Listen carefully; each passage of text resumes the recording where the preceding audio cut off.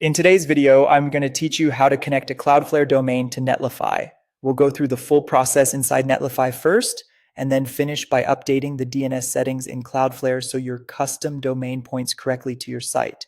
If you already own a domain and your website is hosted on Netlify, this is the setup you'll need to make everything work properly. Start by logging into your Netlify dashboard.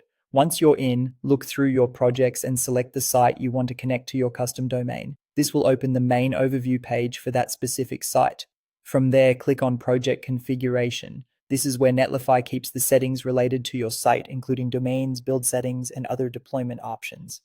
Inside the configuration area, click on Domain Management. This section is where you add, verify, and manage any custom domains connected to your Netlify project.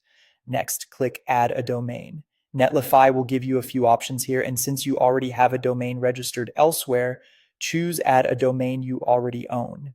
After that, enter your custom domain exactly as you want to connect it to the site. Be careful when typing it in, because even a small typo can cause the connection to fail or send traffic to the wrong place.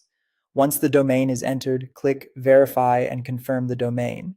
This tells Netlify that you want to use that domain with this project and prepares the site for the DNS connection.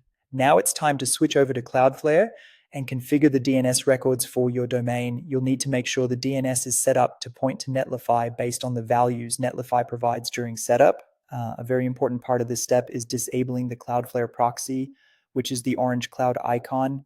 Make sure that proxy is turned off so the record is DNS only. This is often necessary during setup because the proxy can interfere with domain verification or SSL provisioning on Netlify. After saving those DNS changes in Cloudflare, the last step is simply to wait for propagation. DNS updates are not always instant, so it may take some time before the domain starts working everywhere.